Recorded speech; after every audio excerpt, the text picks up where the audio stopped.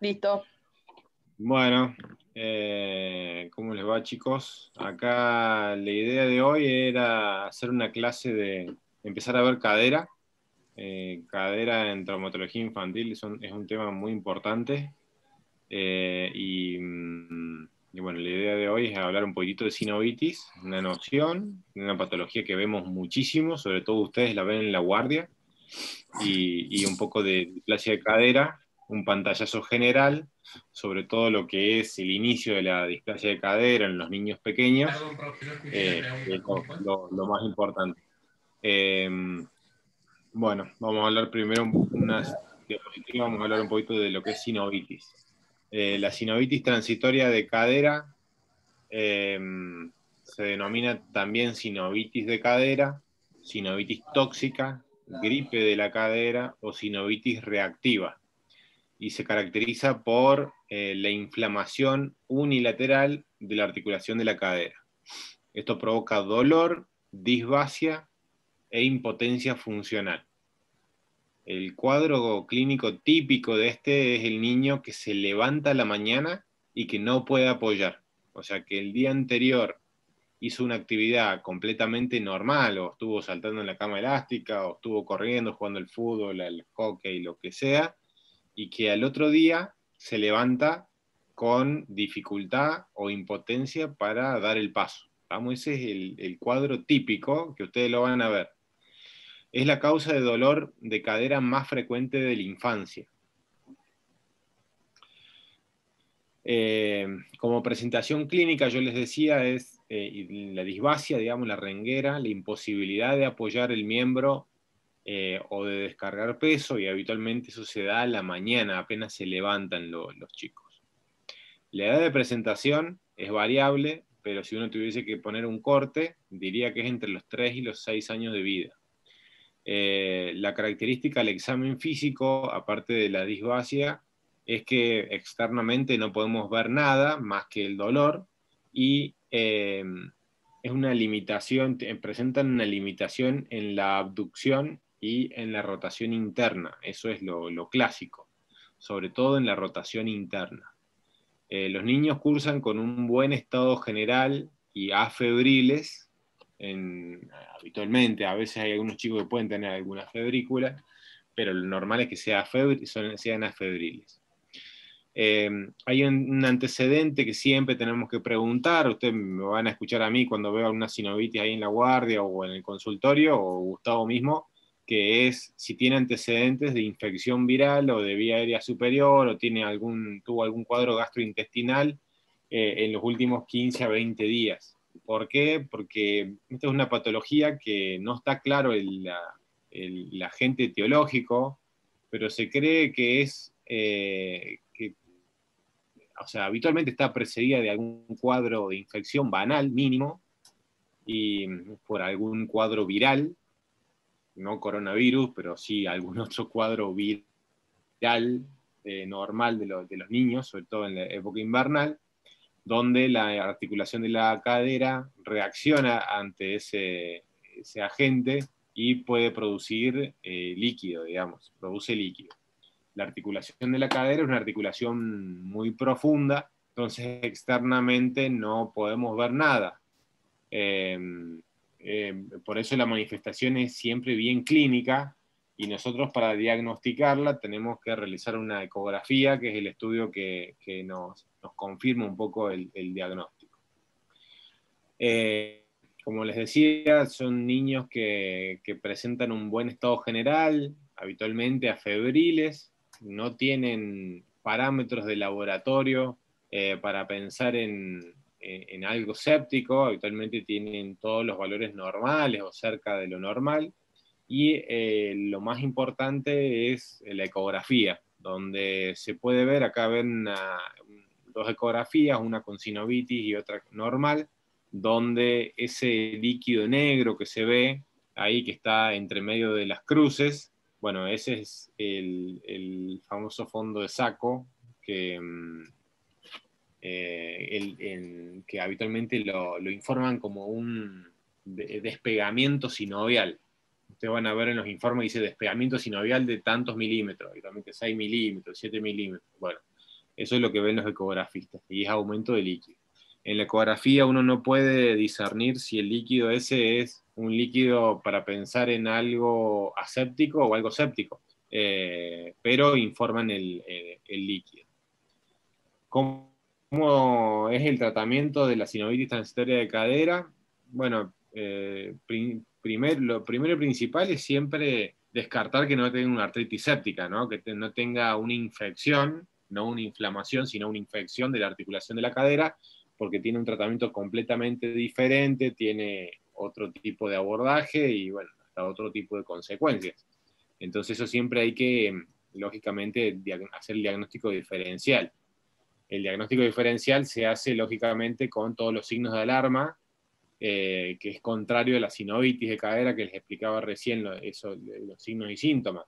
Son niños que tienen mucho dolor, que tienen un mal estado general, que tienen fiebre, que habitualmente están irritables, no quieren comer, y cuando uno le hace un laboratorio, aparte de que uno le hace una ecografía, le hace un laboratorio y se encuentra con los parámetros de inflamación, los reactantes de fase aguda muy elevados. Eso es un cuadro típico de artritis séptica, cuando tiene un cuadro mucho más florido.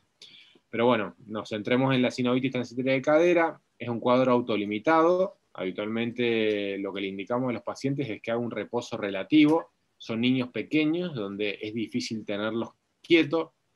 Por eso nosotros decimos reposo relativo. Es imposible tener a un niño con sinovitis de cadera en la cama, porque el primer día o los primeros 2 días es relativamente fácil. ¿Por qué? Porque el niño está con mucho dolor, pero al transcurrir 1 o 2 días ya el dolor cede bastante y, bueno, lógicamente que no lo podemos tener en cama, pero sí tratar de evitar las actividades donde tenga impacto, donde tenga que saltar, donde tenga que subir y bajar muchas escaleras, la cama elástica y demás, o deportes de impacto. Tratamos de por lo menos no estimularlos. ¿Por qué? Porque si no son cuadros que en vez de ser autolimitados en una semana, por ahí hay niños que están 2 o 3 semanas con dolor en la cadera o limitación funcional. Entonces, bueno, tenemos que centrarnos en hacer un reposo lo más estricto posible la primera semana, antiinflamatorios, o lógicamente que observación, y diferenciar siempre de los signos de alarma de la artritis séptica, y si se presenta alguno de ellos, que concurran a la guardia para diagnosticarlo, digamos, con más estudios, o a veces tener que internar. Eso es cuanto a sinovitis. Cuando nosotros tenemos un cuadro de sinovitis de cadera, pero aparte presenta fiebre, mal estado general y demás, es probable que estemos ante una artritis séptica de cadera. Yo les decía, tiene un abordaje completamente diferente, un tratamiento diferente y un pronóstico diferente. La artritis séptica es la infección bacteriana de la articulación. La bacteria que la produce con mayor frecuencia en todas las edades es el Staphylococcus aureus, y presenta una clínica similar, pero con mayor intensidad de dolor, mal estado general, febril, y levantan todos los reactantes de fase aguda de forma muy importante. Bueno, el diagnóstico es clínico, por todo lo que decía recién, ecográfico. Habitualmente suelen tener más líquido que la sinovitis de cadera, y en un laboratorio completamente alterado, y tienen un tratamiento completamente diferente. Se les realiza habitualmente bajo anestesia artrocentesis, donde se confirma, en este caso vemos la aguja, la jeringa con líquido muy purulento, y luego se hace una artrotomía con un drenaje y se coloca antibiótico endovenoso, y eso ya lo manejamos con la gente de infectología infantil, que habitualmente propone un esquema de 4 o 5 días de antibiótico endovenoso hasta tener tipificado el germen, ver la sensibilidad, y posteriormente antibiótico vía oral, que habitualmente es entre 3 y 4 semanas, y se lo va viendo con laboratorio, eso ya lo maneja la gente de infectología, y nosotros vamos haciendo controles en cuanto a la movilidad de la cadera y haciéndole radiografías, porque una de las consecuencias que puede tener la artritis séptica de cadera, no tratadas o tratadas de forma muy tardía, son este deterioro de la articulación, del cartílago articular, con secuelas muy severas. Entonces,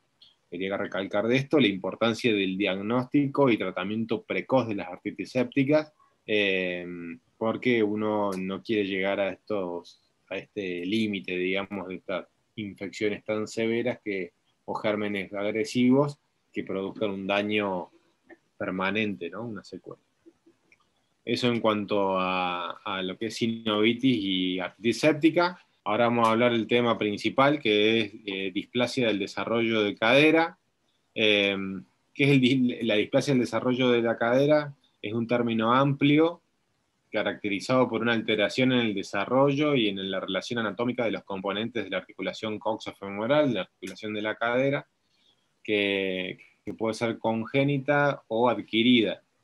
El desarrollo de esta patología es durante la vida fetal o durante la infancia. Estos términos de displasia del desarrollo de cadera, que es como se habla hoy de la patología, es un término relativamente nuevo, porque anteriormente, debido a la clínica y debido a los métodos de diagnóstico por imágenes y métodos de screening, uno llegaba tarde al diagnóstico y habitualmente a esta patología se le decía luxación congénita de cadera, porque habitualmente uno no podía ver los estadios previos, uno veía una cadera en su lugar o una cadera luxada, pero con el paso del tiempo y los métodos de screening, el término correcto es displasia del desarrollo de cadera. ¿Por qué? Porque uno puede nacer con una cadera luxada, o puede nacer con una cadera inestable, o puede nacer con una cadera medianamente normal que sea inestable en los primeros meses si no tiene tratamiento. Por eso se le dice displasia del desarrollo de cadera. Esto tiene una gama amplia de la patología. Dentro de la misma patología, digamos, tenemos estadios muy leves o muy sutiles, hasta estadios muy severos o muy avanzados. Por eso dentro del mismo podemos tener una displasia leve, que es una pequeña inestabilidad en la cadera, con una cadera bien formada, un acetábulo bien formado, un fémur morfológicamente normal, pero con cierta laxitud articular que hace que el ecografista pueda ver algún movimiento, como lo informan ellos, como una inestabilidad o inmadurez en la cadera, que es algo muy sutil. Pero también podemos ver subluxación, o podemos ver directamente un paciente que nace con la cadera luxada. Entonces tenemos una amplia gama, y para cada estadio tenemos diferentes tratamientos también. La evolución yo les contaba un poco que un niño puede nacer con la cadera luxada o puede nacer con una cadera medianamente normal, pero que se desarrolle la patología en los primeros meses de vida. Acá tenemos un esquema normal, donde tenemos una conformación bien esférica y bien concéntrica con el acetábulo, y vemos el labrum que contiene bien, que forma parte de lo que aumenta la superficie de contacto del acetábulo, y la cápsula sin ninguna elongación ni nada, y vemos cómo en el desarrollo de esta patología podemos ver cómo el labrum se puede ir evertiendo, se va horizontalizando un poco, vemos el ligamento redondo que puede estar más elongado, vemos que la cabeza femoral tiende a la valguización, vemos que la cápsula articular está un poco más laxa y un poco menos continente, y si uno va avanzando en la patología podemos ver que el labrum se vierte aún más, que el ligamento redondo, al tener más libertad, también se pueden usar y pues se puede elongar, y eso hace un efecto de masa en el fondo del acetábulo. En el fondo del acetábulo aparece una grasa, que es la grasa pulvinar, que también se puede desarrollar cuando no tiene la cabeza que está adentro de su lugar, y eso ocupa lugar en el fondo del acetábulo. La cápsula se sigue elongando, sigue generando inestabilidad, y posteriormente en el cuarto estadio vemos, en el cuarta imagen en este caso, vemos que la cadera está completamente luxada, el labrum completamente evertido, el ligamento redondo cada vez más largo, elongado y siendo un obstáculo para la reducción, y la grasa pulmonar también más grande. Entonces, como les digo, esto es toda una evolución de la misma patología. Hay algunos cambios anatómicos que se dan en diferentes partes anatómicas, la redundancia, de toda la articulación. Los cambios más importantes son estos. Habitualmente nosotros decimos que el acetábulo tiene una alteración primaria, o sea, el acetábulo habitualmente está, en esta patología está alterado, y eso puede ser porque sea poco profundo o porque tenga un déficit de la cobertura de la región anterosuperior del acetábulo. El fémur también en esta patología puede presentarse con respecto a la cadera contralateral, con la cabeza un poco más pequeña, el cuello un poco más corto, la anteversión femoral, o sea, tienen habitualmente el fémur proximal es bastante, y un ángulo cérvico diafisario aumentado. En cuanto a las partes blandas, que los músculos abductores son más débiles, que los músculos aductores, los isquiotibiales, que habitualmente tienen más fuerza o están acortados. Hay engrosamiento de la cápsula articular, laxitud articular y hipertrofia del músculo psoas, que son todo lo que son el músculo psoas. Y los aductores son músculos que cuando están aumentados de tono tienden a la luxación, o sea, van en contra de la patología. Ya lo vamos a ver un poco con el tratamiento, esto de los agonistas y antagonistas. Pasamos a la siguiente. En cuanto a la incidencia de la patología, nosotros decimos que un poco las estadísticas son diferentes en diferentes latitudes, pero tomando un poco lo que rescaté un poco de la bibliografía, aproximadamente 1 de cada 1000 nacidos vivos tiene una luxación congénita, digamos. Nacen con luxación, con la cadera fuera de lugar. Pero la displasia o inestabilidad en la cadera es muchísimo más frecuente. Se dice que entre 1 cada 100 o 1 cada 200. Hay un estilo que habla de 1 cada 80. Ahí puede haber cambios en ecográficos sutiles. Se da más en la raza blanca. La relación mujer-varón es de 6:1. El lado izquierdo, como en todas las patologías infantiles, es el lado más afectado. La cadera derecha en el 20% de los casos, y 20% se puede presentar de forma bilateral.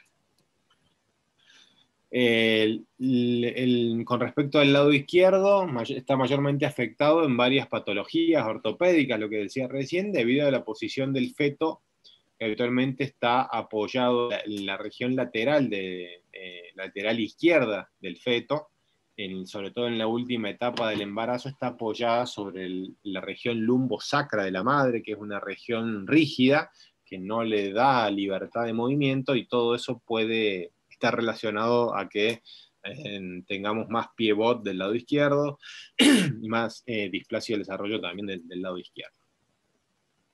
En cuanto a los factores de riesgo, esto es muy importante, hacer una buena anamnesis cuando vemos al paciente por primera vez.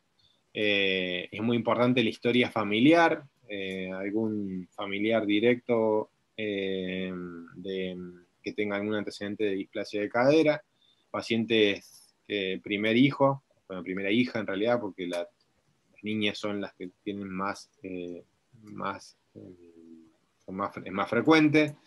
El parto podálico, los pacientes que presentan tortícolis muscular congénita, los partos gemelares, cuando hay deformidades en pie y rodilla, o cuando hay oligohidramnios. En todo esto, también en los fetos macrosómicos. En realidad, todo lo que aumente el contenido y disminuye el continente, siempre son factores de riesgo para presentar patologías congénitas, como las deformidades en el pie-bot, o luxación congénita de rodilla, o luxación congénita de cadera. O sea, todo lo que aprieta, digamos, adentro, puede producir o restringe la movilidad, puede producir este tipo de patologías. En cuanto a la clasificación, hay varias formas de clasificar a la displasia del desarrollo de cadera. Una de las clasificaciones las divide en displasia del desarrollo típica y displasia del desarrollo atípica. La displasia del desarrollo típica es una patología sobre los niños sanos en ausencia de síndromes genéticos. Habitualmente el niño que vemos en consultorio, Gustavo o yo, que ustedes verán que nosotros cambiamos los arneses y colocamos las correas y demás, lo más frecuente son los niños, son las displasias en los niños sanos, ¿no? Y después hay cuadros atípicos, son caderas teratológicas, con causa identificable como una de las principales es la artrogriposis, que es una patología congénita donde se produce una rigidez de todas las articulaciones, no solo de la cadera, sino cadera, rodilla, pie, codo, todo. Eh, bueno, son caderas teratológicas, lógicamente, que tienen son mucho más rígidas, mucho más duras, son reticentes un poco al tratamiento, tienen otro tipo de connotación en el tratamiento, ¿no? Hay defectos anatómicos, defectos rotatorios severos, son difíciles de reducir o irreductibles y tienen otro tipo de evolución. Y habitualmente son pacientes que tienen cuadros bastante más severos en su función respiratoria o cardiopatías congénitas, donde la cadera a veces pasa a un segundo plano sin dejar de tratarla, pero bueno, a veces son pacientes que nosotros decimos, no tenemos pacientes para hacer cierto tipo de tratamientos, y por ahí son pacientes que están internados en terapia de neo un mes y después pasan a la pediatría y están 2 meses más, entonces se hace a veces difícil el tratamiento en estos pacientes. Algo donde me voy a centrar un poquito y que quiero que les quede un poquito en claro, por la importancia, es el diagnóstico precoz. O sea, si a usted le tiene que dar algo en claro de displasia del desarrollo de cadera, es de que lo ideal es tener un diagnóstico precoz. Diagnóstico precoz y tratamiento precoz. ¿Por qué? Porque en eso radica el éxito del tratamiento, en hacer una buena anamnesis. Habitualmente estos son pacientes que vienen referidos por el neonatólogo o por el pediatra, ¿no? Pero bueno, cuando llegan a la consulta, habitualmente muchas veces vienen con una ecografía hecha o a veces no. Eso depende del pediatra. Hay pediatras que son un poco más de hacerse cargo de todo, y hay otros que son de mandarlo y que nosotros nos ocupemos de todo, hacer un buen examen físico y, bueno, el screening ecográfico es todo un tema en el mundo, porque en diferentes latitudes las opciones de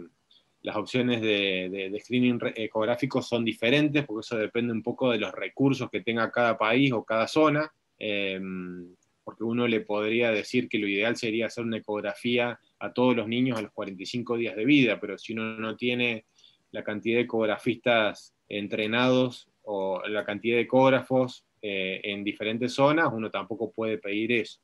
Entonces cada país tiene por ahí su propio tipo de screening o su forma de tamizar estos pacientes. De hecho, bueno, ahí después hablo un poquito de la parte ecográfica.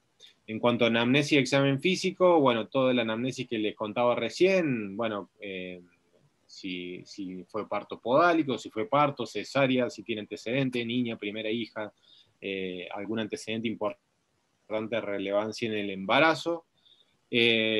Cuando está el paciente en consultorio, tenemos que tratar de examinar una cadera a la vez, tratar de tener el niño lo más tranquilo posible. Esto es lo mismo que para el pie-bot, que nosotros decimos siempre, tratar de examinar al niño, que no trate de no estar llorando y no pataleando, porque lógicamente que es más difícil, pero bueno, lo ideal sería esto, un niño tranquilo y que colabore, y que los padres también colaboren, ese es otro tema. Hay maniobras más importantes y menos importantes, pero no hay que dejar de hacer ninguna. Las maniobras más importantes son las maniobras de Barlow, de Ortolani y la abducción, cuando colocamos el niño en decúbito y hacemos la abducción simétrica de las caderas. Esos son 3 signos muy importantes. Y después están las maniobras de Galeazzi y la de los pliegues asimétricos, que son un poco menos específicas. ¿Por qué? Porque por ahí el Galeazzi, que es cuando colocamos el niño, hacemos flexionar las rodillas y vemos si hay una discrepancia.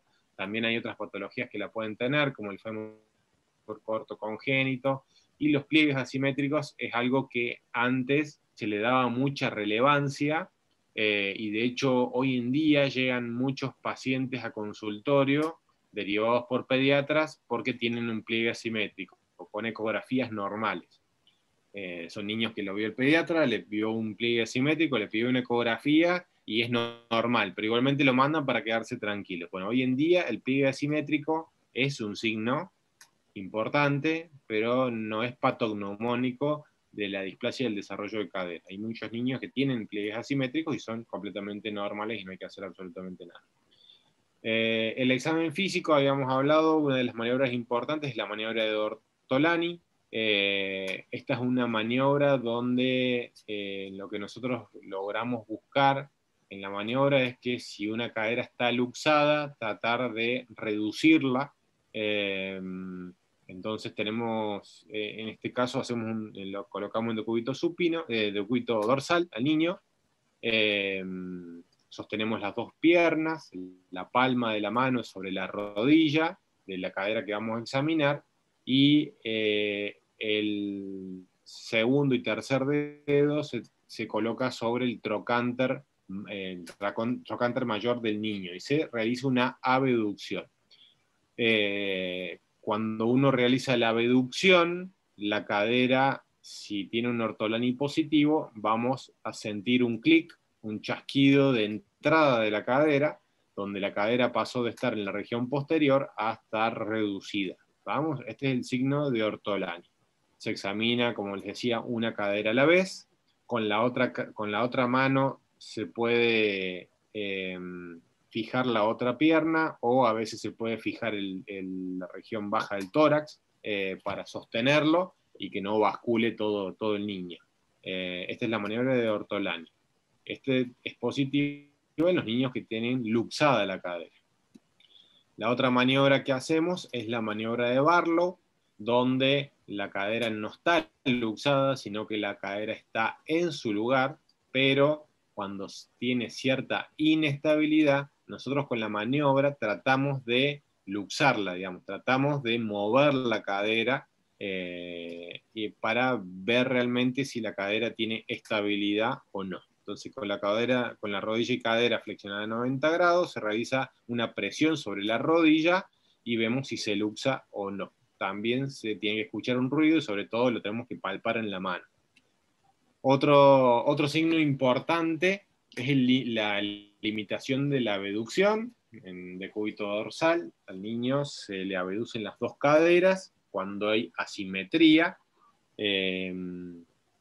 Bueno, es un signo de que tenemos una limitación en una de las caderas y es un signo bastante patognomónico. Lógicamente que cuando tenemos una patología bilateral es difícil de ver esta asimetría entre ambas, de hecho son bastante simétricas, pero sí podemos ver una limitación bilateral.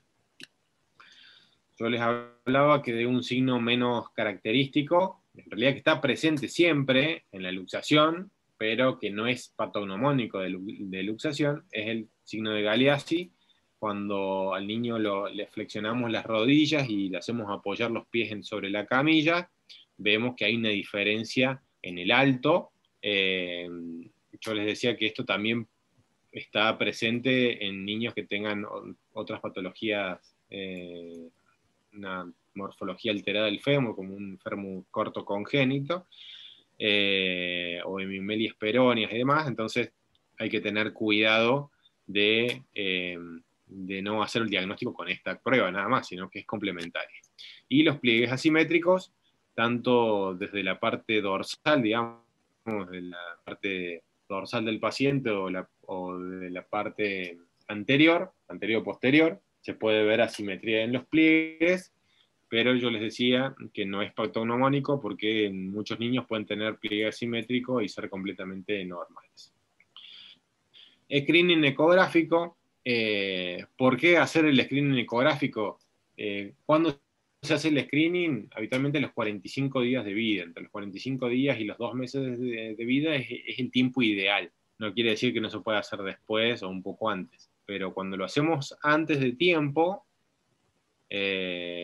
lógicamente que los niños son muy elásticos, sobre todo las niñas, y parte de las hormonas que relajan el canal del parto de la madre pueden pasar por el cordón umbilical al niño, y el primer mes de vida suelen ser más elásticos de lo normal, entonces nos pueden dar falsos positivos.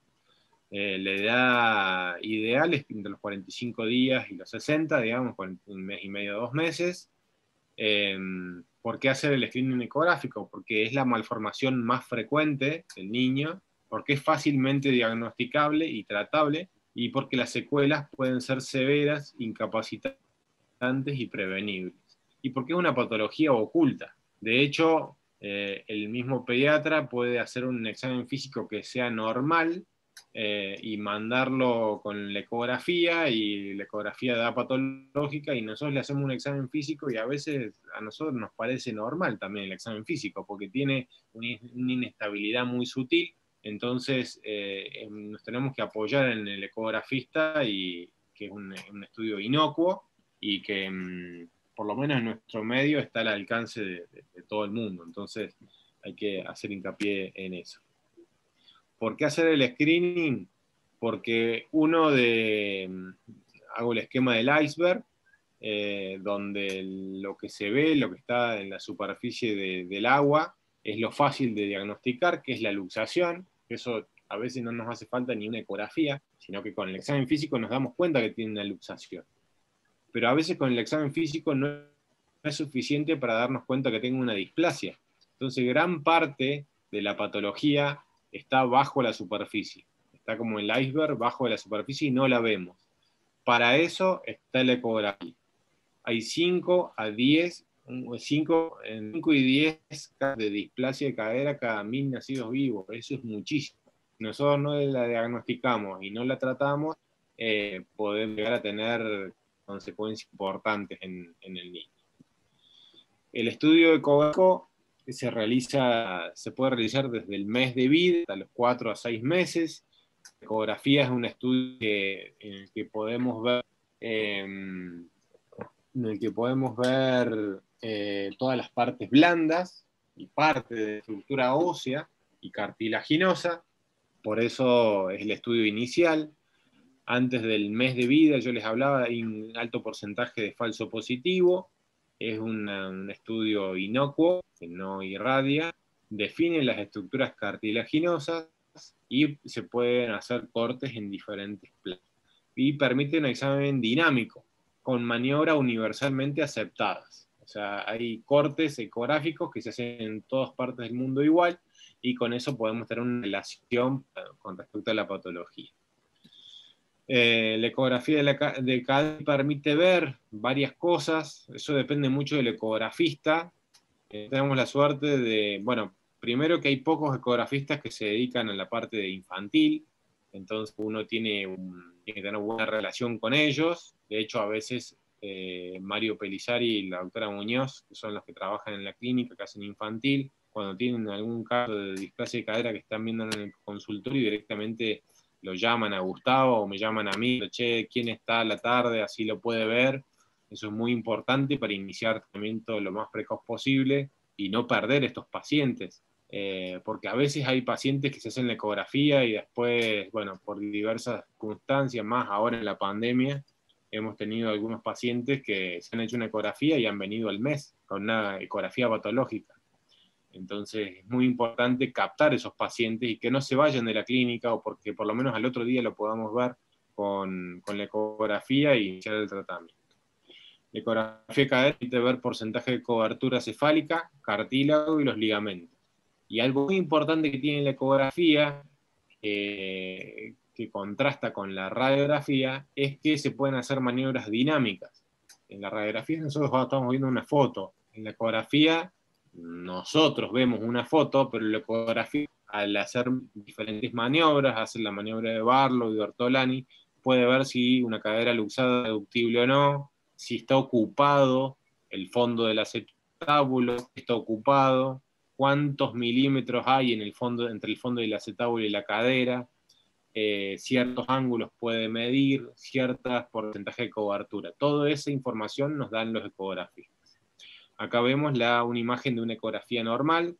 Al principio, cuando ustedes ven las ecografías, parece chino básico, es difícil de interpretar, pero cuando uno ve varias, se van a dar cuenta que no es tan difícil y que uno le puede sacar mucho provecho a ver varias ecografías de cadera.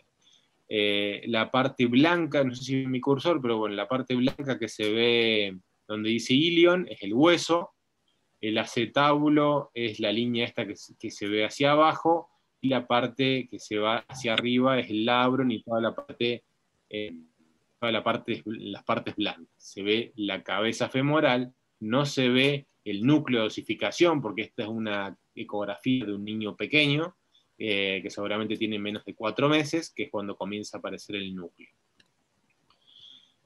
Esta misma imagen yo la doy vuelta para que ustedes se den cuenta qué es lo que están viendo. Esto es lo que estamos viendo. Estamos viendo la cabeza femoral, hacia abajo el fémur, el labrum con toda la parte lateral, el acetábulo para la parte interna y el ilion hacia arriba. ¿Estamos? Esta es la forma de que uno puede interpretar mejor la imagen.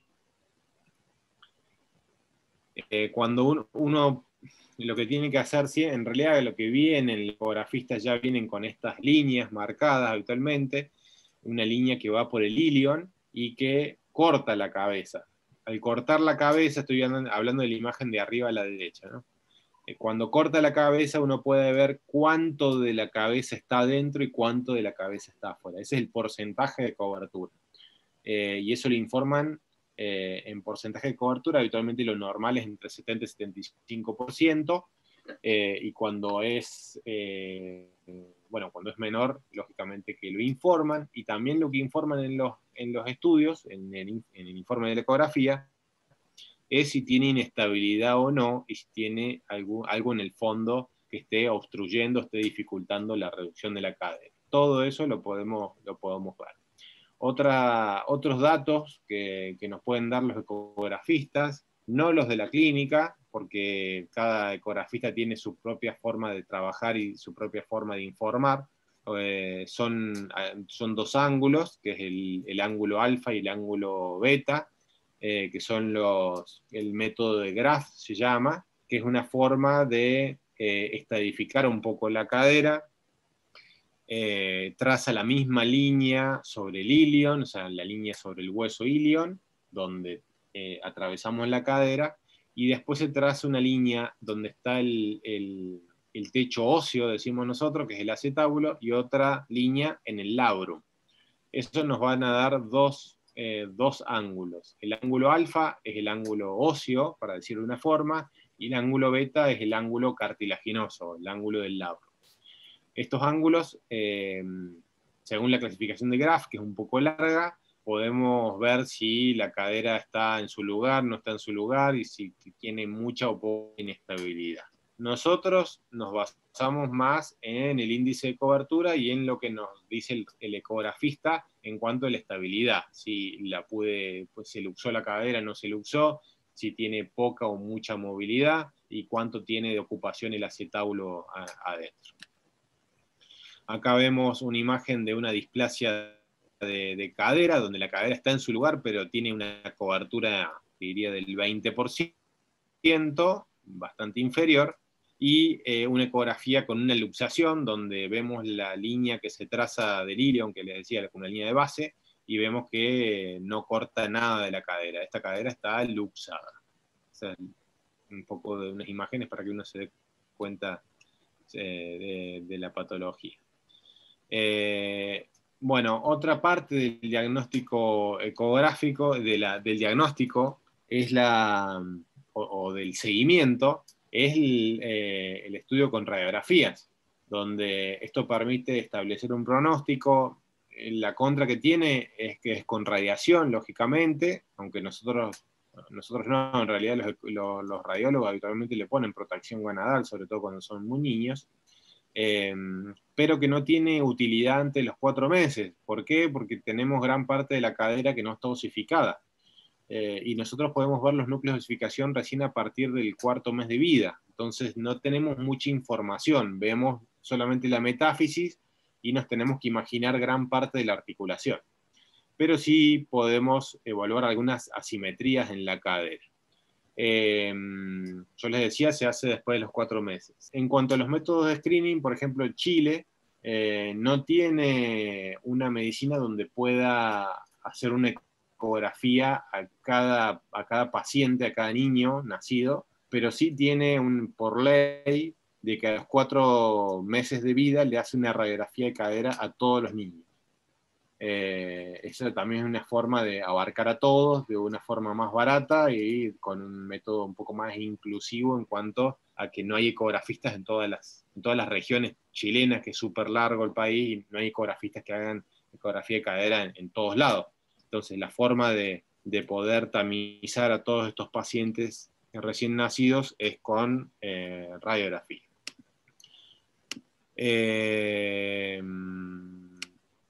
En cuanto a radiografía, nosotros hay varias cosas que hay varias líneas que podemos trazar y nos pueden dar bastante información.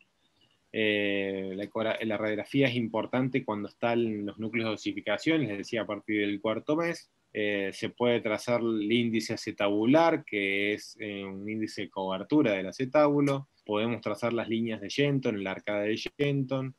Hay varias líneas, una Hinkel-Reiner y de Perkins, y ver los cuadrantes de Ombré-Damm para ver dónde está ubicada la cadera. Ahora vamos a desarrollar un poco esto. La línea de Hinkel-Reiner es una línea de base que va entre los dos cartílagos trirradiados, y después lo que se realiza es la línea de Perkins, que es una línea que va perpendicular a la línea de Hinkel-Reiner sobre el borde lateral del acetábulo, el reborde lateral del acetábulo. También podemos trazar la arcada de Shenton, a ver si tiene continuidad. Desde la línea de Hinkel-Reiner, nosotros podemos trazar una línea tangente al ángulo, al acetábulo, y entre Hinkel-Reiner y la línea azul tangente al acetábulo podemos visualizar el índice acetabular.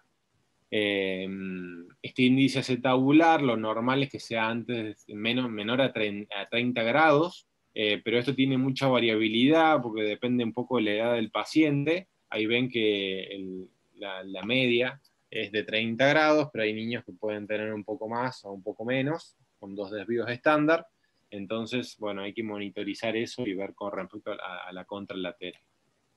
El cuadrante Ombré-Damm, yo le decía, trazamos la línea de Hinkel-Reiner y trazamos la línea de Perkins. Eso nos da, son perpendiculares, nos da 4 cuadrantes. Estos cuadrantes hacen que cuando nosotros tenemos el núcleo de osificación ya presente, tenemos que situarlo en qué cuadrante está. Lo normal es la cadera derecha en este caso, donde la cabeza femoral está en el cuadrante ínfero interno. Cuando está en el cuadrante ínfero externo, hablamos de que tiene una subluxación la cadera, y cuando está en el tercer cuadrante, que ahí lo vemos en la cadera izquierda, decimos que la cadera está luxada y alta. De hecho, podemos trazar hasta una línea entre las dos trochanter menores y vemos que hay una diferencia de longitud importante. ¿Cuáles son las opciones de tratamiento de la displasia del desarrollo de cadera? Y depende muchísimo. ¿De qué depende? De la edad del paciente, o sea, de la edad del diagnóstico, la edad del paciente. También los factores familiares son importantes, porque la colocación de un arnés de Pavlik es importante que los familiares tengan presente lo que representa y que no se lo saquen porque sí, cumplan con el tratamiento. Ver si la cadera es reductible o no, y si es estable la cadera posterior a la reducción. Si vemos una cadera luxada y realizamos una reducción, pero tiene un índice de seguridad, decimos nosotros, que es el índice de Ramsay, muy pequeño, o sea que nosotros con un pequeño movimiento vemos que se luxa la cadera, es probable que tengamos que optar por otro tratamiento, si nosotros estamos pensando, por ejemplo, en arnés de Pavlik. Hay algunos aspectos culturales que influyen en la displasia del desarrollo de cadera. Hay una página que yo ahí después le voy a poner una pantalla para que ustedes vean, que se llama International Hip Dysplasia, y se llama hipdysplasia.org, que es una fundación en Estados Unidos, creada por un matrimonio que tuvo un niño con una displasia de cadera, que cuando tuvo el niño con la displasia de cadera, no sabía que existía la patología, pensaba que la displasia era una patología solamente de los perros. Entonces, bueno, con el afán de que todo el mundo haya mayor información, tanto para padres como para profesionales, pediatras y demás, creó una fundación, que es esta fundación, donde promueve ciertos hábitos de los niños recién nacidos, digamos, de la madre o el padre con los niños recién nacidos, que mejoran o previenen este tipo de patología. Y hay otros aspectos culturales, como son algunos indígenas o aborígenes, no sé cómo no herir susceptibilidades en el 2020, pero ciertas patrones culturales que hacen que favorecen o no favorecen la displasia de cadera. Vemos en las primeras dos imágenes cómo estos niños son cargados con abducción y flexión de la cadera, que son posiciones buenas, favorables para la cadera, y vemos como en la última imagen vemos un niño con las caderas más aducidas y sin flexión de la cadera, que eso promueve la displasia o puede evolucionar más tórpidamente a una displasia. Esta es la página, se llama, si ustedes ponen displasia.org o hipdysplasia.org, pueden entrar a la página, que tiene, bueno, varias fundaciones reciben subsidio de muchos lugares, y tienen información no solo para padres, sino para profesionales, para pediatras, para traumatólogos, videos, y bueno, es una página muy, muy, la verdad que está bastante buena si quieren darle un vistazo. En cuanto al tratamiento, hablábamos de que el tratamiento depende de la edad, de la forma de presentación, del tipo de displasia, de la familia y demás. Las opciones de tratamiento son el ortopédico, que es con el arnés de Pavlik, o las férulas de Windel, o el quirúrgico, donde se puede hacer desde una reducción cerrada con yeso pelvipédico, tenotomías, técnicas de Ludlow más yeso pelvipédico, u osteotomías pélvicas y femorales. O sea, esa es un poco la gama de tratamiento que tenemos en esta patología. Los tratamientos los vamos a dividir por edades. Cuando uno... Bueno, esto es la normalidad, ¿no? Habitualmente, por lo menos en nuestro medio, el de la reina Fabiola, son pacientes que vienen entre los 0 y los 6 meses de vida, habitualmente entre los 2 y los 4 meses de vida, con un diagnóstico de una displasia o una luxación congénita de cadera. ¿Y qué hacemos en estos casos? Colocamos un arnés de Pavlik. El arnés de Pavlik es una serie de correas, ya vamos a ver en la próxima diapositiva lo vemos, pero bueno, una serie de correas que lo que hace es una férula dinámica flexoabductora de las caderas, y uno lo va chequeando de forma ecográfica cada 3 semanas. Si nosotros vemos que no tenemos progresión en las primeras 3 semanas, o por lo menos en los primeros mes y medio, bueno, vemos que fracasó el tratamiento con arnés de Pavlik, nosotros tenemos que pasar al protocolo del próximo tratamiento, entre los 6 y los 18 meses.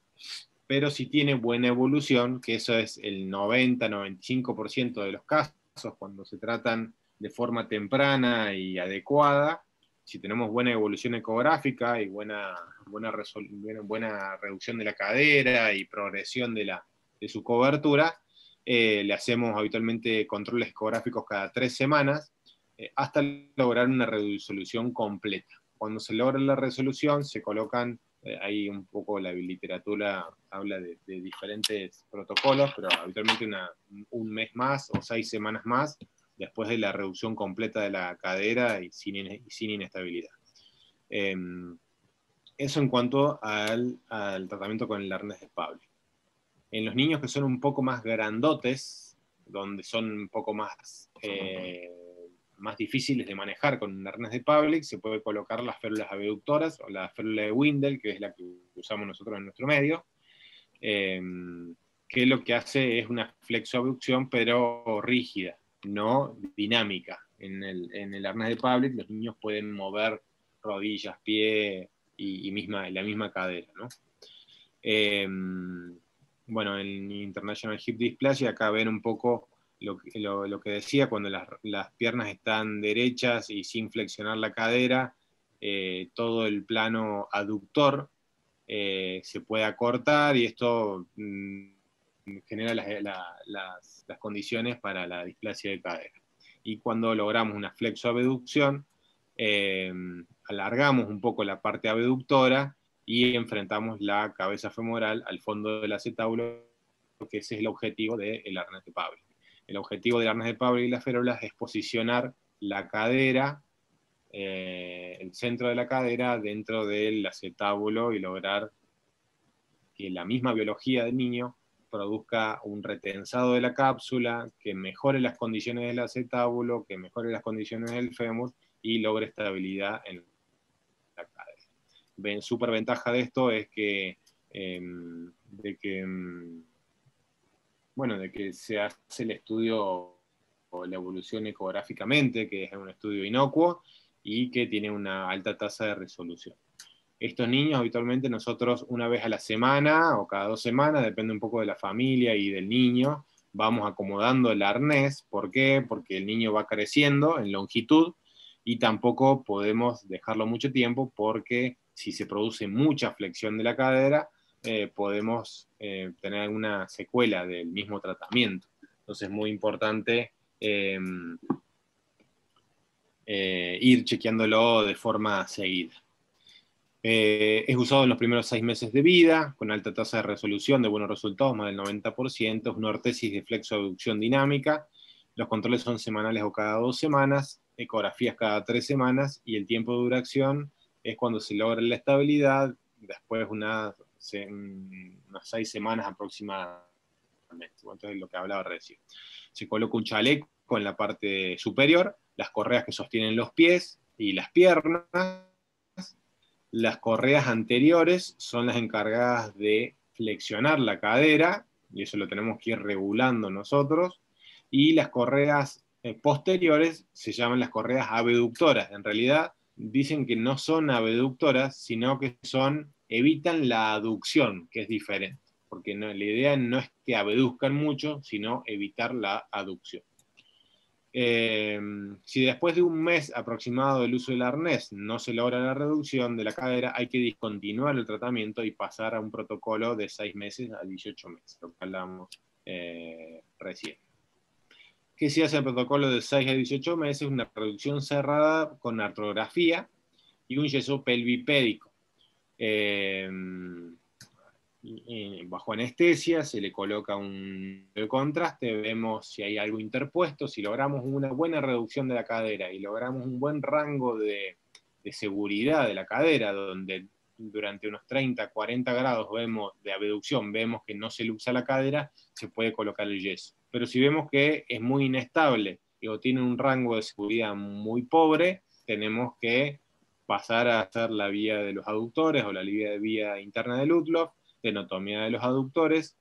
Si se logra una reducción satisfactoria, se coloca el yeso pelvipédico, y si es insatisfactoria, tenemos que hacer una tenotomía del tendón del psoas y una capsulotomía, y retirar el tendón, el ligamento redondo y la grasa pulvinar, o lo que esté obstruyendo un poco el fondo del acetábulo.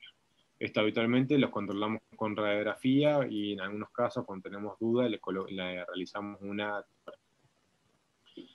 Decíamos que ingresa a quirófano, tomamos como referencia el músculo aductor, longus, y por debajo de él colocamos una aguja que va dirigida al hombro homolateral del paciente. Ingresamos la articulación, colocamos menos de 1 centímetro del medio de contraste, vemos si logramos una buena reducción, colocamos el yeso pelvipédico. Si no logramos una buena reducción, es porque hay algo interpuesto y tenemos que pasar a hacer la vía interna o técnica de Ludlow.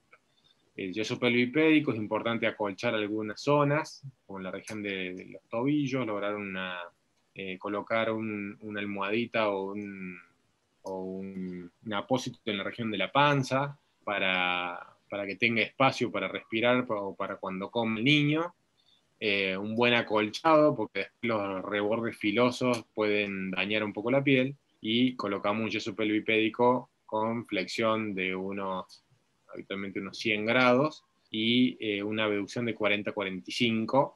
Nosotros colocamos un palo, como veíamos acá, para darle más estabilidad al paciente.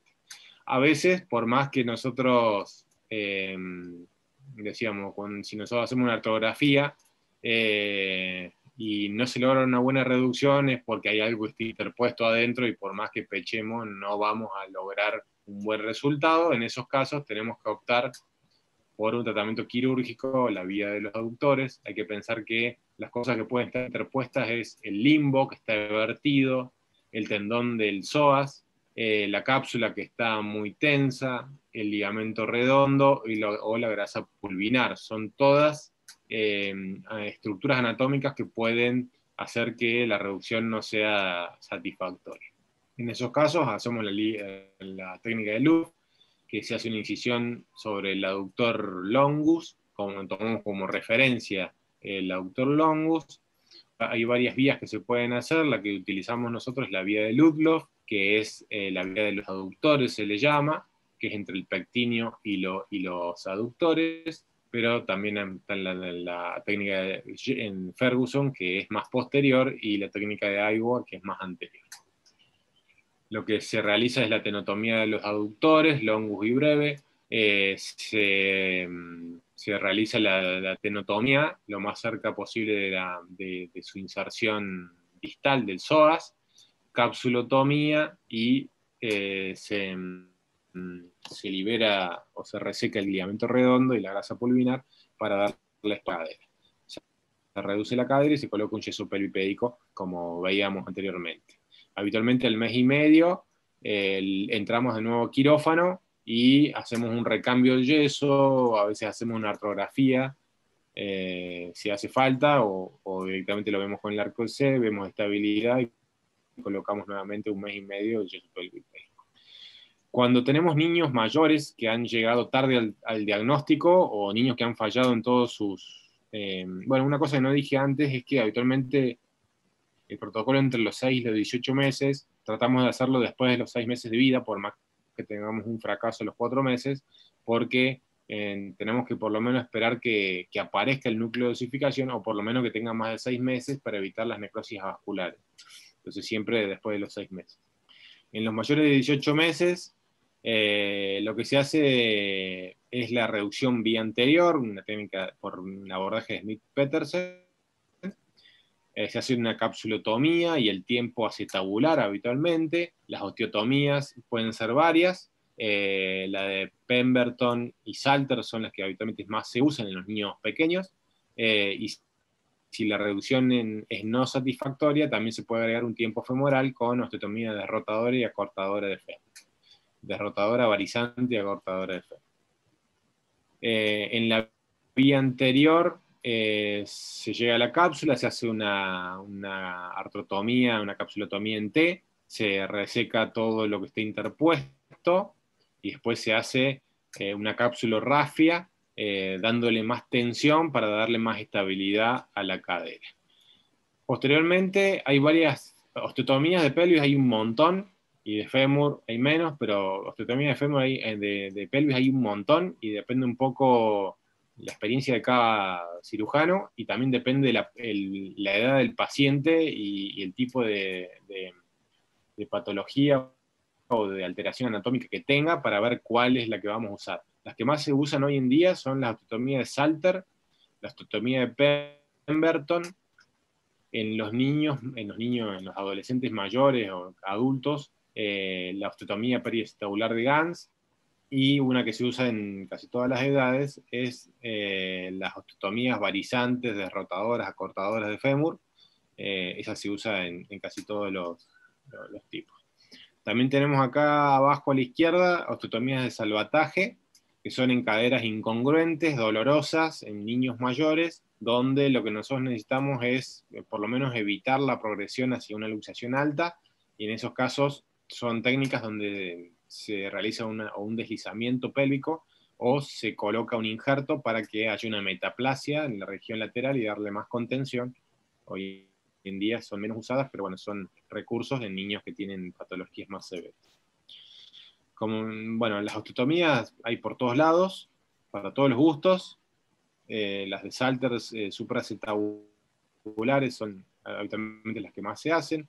La de Pemberton o Degas son periacetabulares, se le dice, o acetabuloplastia.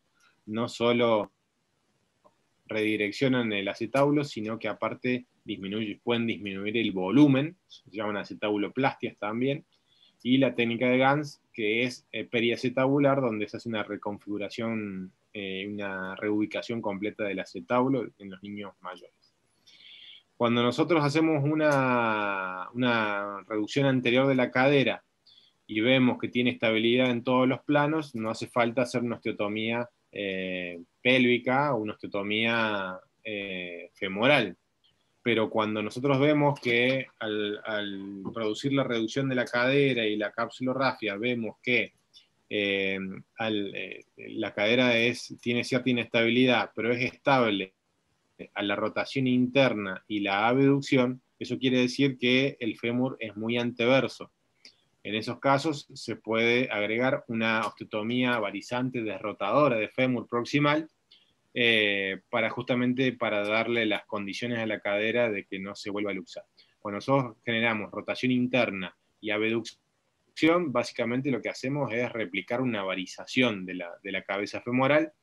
Entonces, si es estable en esos aspectos, se puede agregar esta osteotomía. ¿Sabemos? Que es una osteotomía, como les decía, varizante, desrotadora y en algunos casos acortadora si la cadera está muy alta. Cuando al examen físico después de la capsulorrafia vemos que es estable, pero en flexión, seguramente tiene un déficit de cobertura anterolateral, y lo que hacemos es una osteotomía de Salter, darle contención anterior y lateral a la cadera. Y eso se hace una osteotomía supracetabular completa. Se coloca de injerto parte de la cresta ilíaca que vemos en el abordaje, y con eso le damos contención anterior y lateral a la cadera.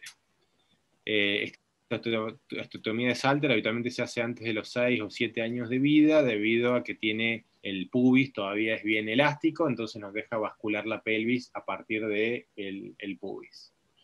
Cuando las características del acetábulo es que el acetábulo es demasiado amplio e incongruente debido a que la cabeza es pequeña y el acetábulo muy grande, muy displásico, lo que se sugiere es hacer una osteotomía de Pemberton, que es una acetabuloplastia periacetabular, donde se disminuye el volumen del acetábulo, para darle contención, pero sobre todo que sea más congruente la articulación. Ahí vemos esta imagen es poco clara, pero bueno, ahí se ve la cresta, y estamos en la región supracetabular, con el escoplo curvo. Fíjense cómo se bascula hacia abajo la región supracetabular, y se coloca un injerto de la misma cresta en el mismo abordaje, y se lo fija. De esta forma disminuimos el volumen del acetábulo y podemos lograr más congruencia en la articulación. Ahí vemos no me acordaba que había puesto, ahí va el escoplazo ahí. Cuando tenemos que la cadera es estable en flexión, en rotación interna y en abducción, eso quiere decir que no tenemos cobertura del acetábulo anterior y que tenemos una cadera muy anteversa y valga. En esos casos tenemos que combinar procedimientos en el fémur, derrotadora, varizante, a veces acortadora, y una osteotomía de Salter. En este caso, donde se hacen procedimientos combinados. Cuando tenemos pacientes que tienen luxación muy alta, A veces tenemos que recurrir al acortamiento del fémur. ¿Por qué? Porque tenemos todas las estructuras, el nervio ciático y demás, que nos tironean mucho y podemos también hacer una condritis en la cadera. Entonces a veces tenemos que liberar la tensión reduciendo el largo. En cuanto a las osteotomías, hay para hablar muchísimo, pero bueno, yo quise resumirlas, sobre todo en las que más se usan, en la de Pemberton y Salter, y como basé un poco más la clase en los pacientes más pequeños, bueno, me basé en eso, en los adolescentes. Hoy en día la que más se usa es la de Gans. Las osteotomías pueden ser redireccionales, o sea, direccionar el mismo acetábulo sin tocar su anatomía, o podemos tocar la anatomía en los acetábulos que son demasiado amplios. Entonces, si tenemos un fuentón de acetábulo, tenemos que tratar de disminuir y que reconfigurar el acetábulo, y esas son las osteotomías o la acetabuloplastia de Dega y de Pemberton. Pero cuando tenemos un acetábulo que es normal en su anatomía, pero que está mal redireccionado, tenemos que optar por la osteotomía de Salter, la triple o de Steele, o la de Gans. Yo les decía que hay otras osteotomías, como la de Chiari o Shelf, que son osteotomías de salvataje, que son en pacientes que tienen inconsistencia, tienen dolor, tienen caderas muy displásicas y cabezas femorales ya bastante castigadas. En esos casos son osteotomías de salvataje, justamente para evitar que se luxe o que migre la cabeza a superior. En esos casos utilizamos este tipo de osteotomías, como les decía, de salvataje. Haciendo un resumen un poco de los tratamientos en estos pacientes bueno, que ya han fracasado con los tratamientos iniciales o que han llegado a un diagnóstico más tardío. Como resumen, podemos decir que las osteotomías pélvicas en los menores de 7 años, las que más se usan son las de Salter, de Pemberton y Odega. La de Odega es bastante similar a la de Pemberton. En los mayores de 7 años, si la fisis está abierta, utilizamos la de Pemberton o Dega, y si la fisis está cerrada en los preadolescentes, se puede usar la de Gans o en los adultos. Y cuando tenemos una reducción no concéntrica, o sea, tenemos una cadera que tiene cierto grado de lesión, o tenemos un acetábulo demasiado displásico y demás, tenemos que lograr algún tipo de contención, y esto se hace con las osteotomías de Shelf o de Chiari, donde se produce una contención y una metaplasia para evitar la migración de la cabeza femoral. Y las osteotomías femorales habitualmente cuando cuando el fémur es muy anteverso, y acortamiento cuando está muy alta y tenemos que forzar mucho la cadera para que entre en su lugar. Bueno, es un poco